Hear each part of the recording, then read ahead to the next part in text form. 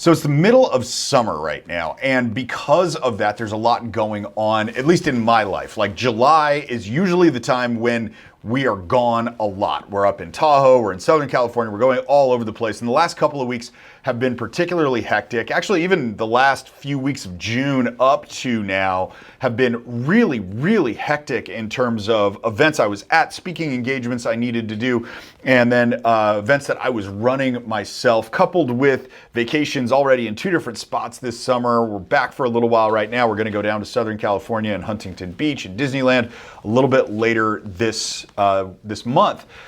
The thing about it is that in times like this, where there is less time to be productive, it requires me to get into an entirely new gear of being productive and productivity. Not my normal level of productivity, which is already at a fairly high level, but this is like the ultra time. I've got to be super efficient at what I'm doing.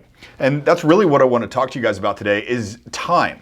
Because time is such a constraint for most people, but it does not have to be.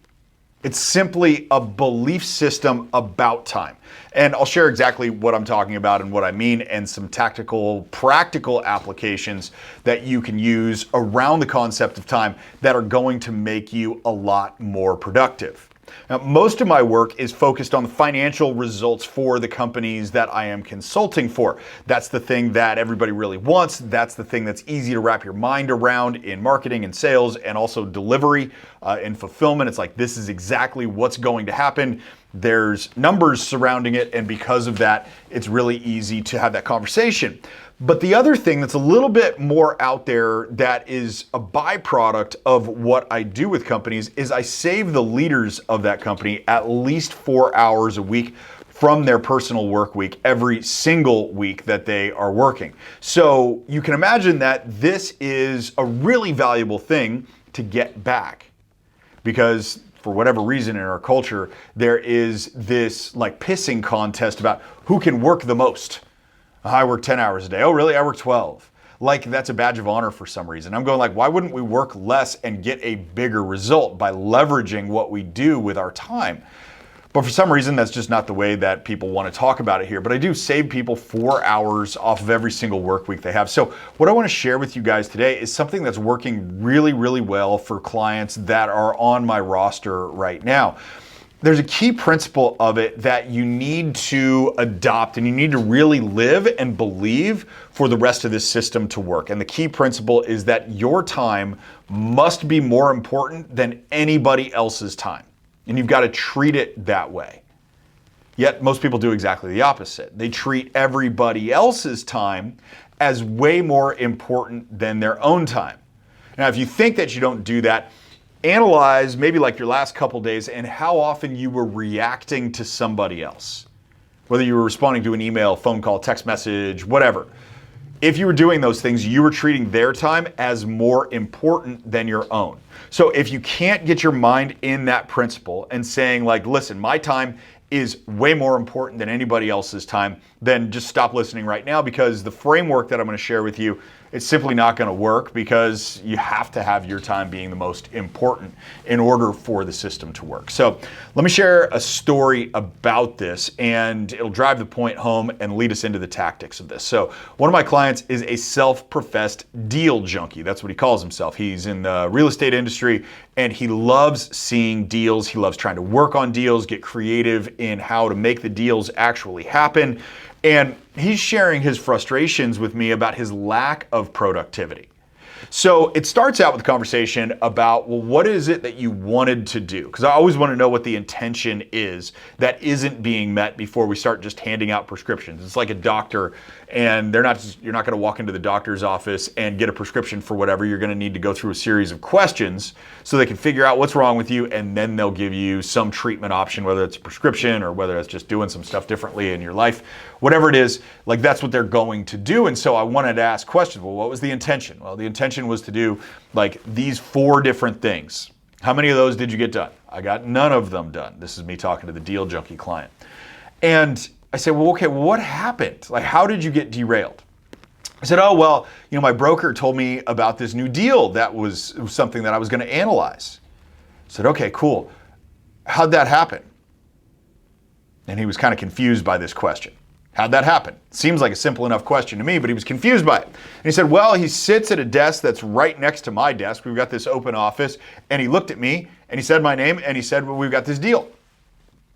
I said, okay, got it. So in this situation, how could you do that differently? And he's like confused by this too.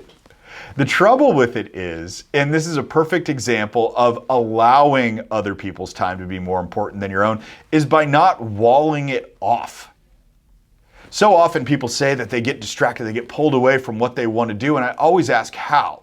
And almost every single time it's somebody coming into their office, or it's somebody calling them or emailing them or texting them about something else. And my question is always like, why do you tolerate anybody coming into your time like that? So what I've advised people to do, and this is what works well for my clients, is to build walls around themselves during their most productive times of the day. Now, identifying the most productive time of the day is something that's individual to every single person. For example, like my most productive times of the day is 9 a.m. to noon. Those are the times when I feel the best. Those are the times I feel like I've got the most energy, the most creative drive, like everything that I need. It usually happens between 9 and noon. And what this required to be able to have this like maximum level of productivity, like I'm in this couple of weeks and this month while all the vacations are happening, is to take a really hard line on putting walls around myself between 9 a.m. and noon. So there are no calls that come in that time. The phone is not even in my office with me during those times. I happen to be recording this at not one of those times, which is why it's in here right now. But I don't even have it in here because I don't want the possibility of getting distracted by somebody else's demands of me. I don't even want that possibility. My email's not on. My office phone does not ring. My door is closed during those times because I have decided to treat my time as more important than anybody else's. What this means is I get to work on the things that I believe are important to me versus working on the things that other people believe are important to them. Massive distinction, because the things that I'm doing are designed to drive my business and my life forward. Now, a lot of times they're going to impact other people, but I'm going to choose when they impact other people, impacting clients, impacting my family, whoever it's going to impact. I choose when that is going to happen. I don't allow them to choose when that is going to happen because I'm in my flow. It's like creative time. We cannot allow people inside of this. So how does this work? I do it for 3 hours and I do it for only 2 days a week. So there's 6 maximum productive hours inside of my entire week. And that's it. This is one of the ways that I have worked out how to shave hours off of my work week. Because I used to be the guy that did work 12 hours a day and was all excited about it, thinking like that was the thing that you were supposed to do. Until I realized that why wouldn't I just be more efficient with my time by focusing on the right stuff and not being in this reactionary mode. I got tired of being a firefighter and putting out fires all over the place. People would bring me a fire and I would put the fire out. And I do this no matter what. One of the stories you might be telling yourself is like, well, what about emergencies? What I told myself was, I do not have a badge. I do not have a fire truck. I do not have an ambulance. And because of those things, there are no real emergencies. There's nothing that's going to happen in my clients' days or anybody else's days that can't wait 3 hours. They might think it can't, but I assure you it can, especially when they get conditioned to knowing that there are times where I'm just on lockdown and times where you are just on lockdown if you choose to implement something like I'm talking to you about right now. So there's 3 hours a day, 2 days a week, and that's it when it comes to this like fully productive, focused time. There's another aspect of this though that I want to share that really works well for my clients, and I know it's going to work well for you too, and this is probably the hardest thing. It's the hardest thing because of the way that we've been conditioned in the marketplace to act, like what's the norm when it comes to business. And here it is. It's to schedule your emails and phone calls. Have them in your calendar for up to 1 hour per day. The craziest thing is right now you probably spend 6 to 7 hours on email every day or on text messages or interacting with people. And you think, how am I going to do this all in 1 hour a day? It goes back to what Stephen Covey wrote about in the 7 Habits of Highly Effective People, where he's talking about this jar, and if you fill up the jar with all these big rocks, is it full? Well, it looks like it until you get pebbles and you drop those in there and those go down between the nooks and crannies of the bigger rocks. Is it full now? It could be. Then you drop sand in it and it fills in all the other nooks and crannies and it's like, is it full now? Maybe. Then you pour water into it and it's like, is it full now? When you have emails, it's like pouring the water in first. It's not going to make the space for anything else. So having it compartmentalized, one, has you shut it off the rest of the time so you can focus on what's important to you. Two, what I've found and my clients have found is that things work themselves out. If you get an email at 10 a.m., but your time to get back to emails isn't until 4 p.m., it works itself out by 4 p.m. and people start being able to serve themselves rather than be reliant on you to handle whatever fire that they've got. But scheduling it also is a mental shift in that I'm not allowing this to control my day. You don't have any meetings on your calendar that are all day consistently. Every now and then you've got one like an offsite or whatever, but you're not going to have every single day have calendared items that are a meeting that lasts all day, yet you do that for email. So schedule your email and that's it.